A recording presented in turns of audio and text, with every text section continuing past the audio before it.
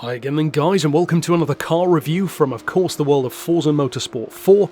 As you saw from the thumb and the title, this time a very unique race car. Certainly when it comes to its design, a vehicle which could easily divide opinion, a DLC vehicle of course, the Panoz Abruzzi Spirit of Le Mans, but in particular the GTLM race car. Now the road car, if I recall correctly, is significantly more powerful. Something like 600 horsepower, I believe, in that form. This racing form is limited to 500, of course due to regulations, and it's an interesting vehicle because I remember from when the servers were still up and when I was racing online in Forza 4 that I don't recall ever seeing anyone else use this car in a race. I'm sure some people did, I mean, you could bet on it, mathematically speaking somebody must have, but I never saw anyone use it. So what's the story? Because Panoz, of course, is highly, unfortunately, for somebody like me who absolutely adores their cars and the brand as a whole, no longer featured in Forza. Now, I really hope that they come back, and Panoz themselves have actually said on Twitter that they are keen to come back to Forza, but they were ignored, at least publicly, by Tonne, which, you know, if you ever feel ghosted by somebody, don't feel too bad, even Panoz was. And as far as the car's performance goes, it's strong, but it's not the strongest out there. As I said, 500 horsepower, it weighs 1200 kilos, which is pretty good, but I will say that the handling makes the car feel heavier than it actually is. If I was to guess how heavy this car was, I would probably assume more like 1350. Rather than 1200. And although that might not sound like a massive difference, it kind of is. In fact, it kind of reminds me in some ways of the Nissan GTR GT3 car from Gran Turismo. In GT6 and GT Sport, that car weighs up around 1300, 1350, and it feels similar to this. Now typically you won't find a Nissan GTR in any form really to be an overly tail-happy car, unless it's designed to be like a drifter. This on the other hand certainly can and will step its tail out. Of course it's front engine, rear-wheel drive, no surprises there.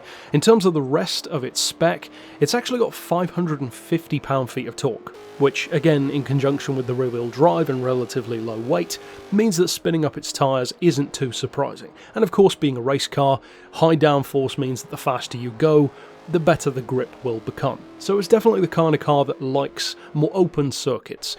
It's not the kind of machine which I would recommend taking on something like a Zonda R or a Mazda Furai with, for obvious reasons. It's more the kind of machine which, in a funny sort of way, I believe would actually suit Forza and even Gran Turismo more today than it did in Forza 4. And the reason why I say that is because with the way race cars have changed, this kind of handling is actually very reminiscent to a modern GTE car.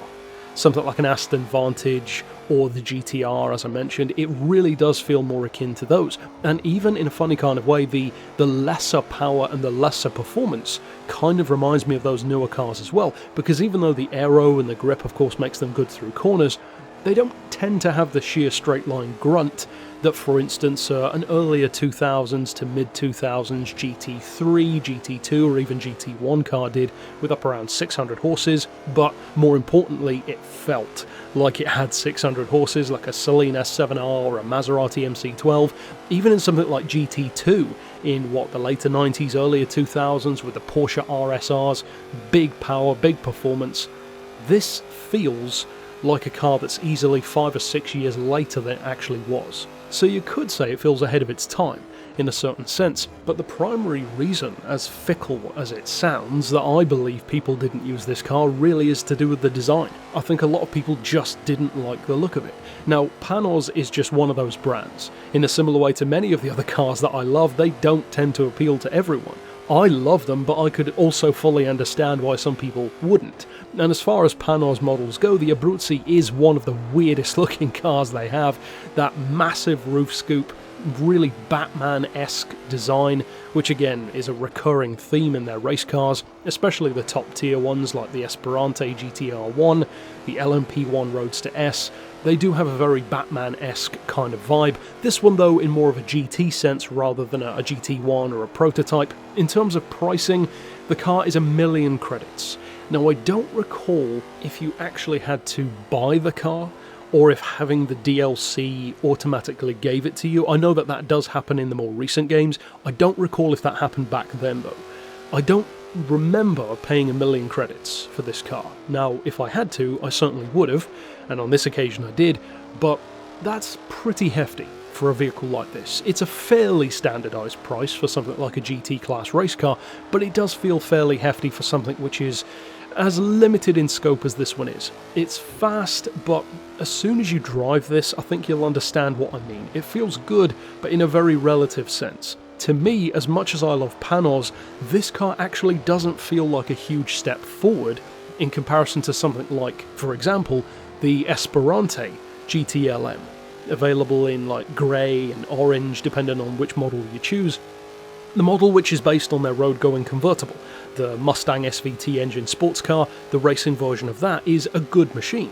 Once again, not a particularly well-loved one in the later Forza games, but this to me feels like a fairly shallow step ahead from how good that car already was. The Esperante GTLM is a brilliant machine, even the road car is, and a very undervalued sports car that I've talked about previously in this same series. So for me, the Abruzzi is more of an oddball choice. I can certainly understand why they would add it, and Forza 4 had some great DLC cars, this one included, but to me this is one of those vehicles which almost falls more into the Seat Cupra GT kind of category from the older games, the first and second in particular, wherein it's not the best thing around, but those of us who were fans of it tend to look back on it with a certain charm.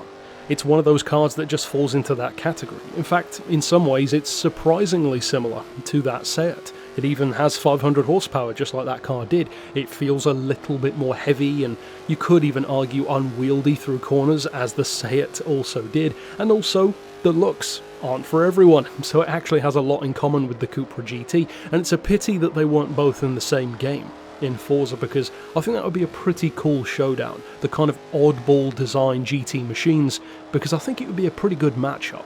I might give the edge to the Seat, but the Panoz would certainly put up a good fight. Ultimately, it was a car which I believe a lot of people didn't give the credit and use that it could have had.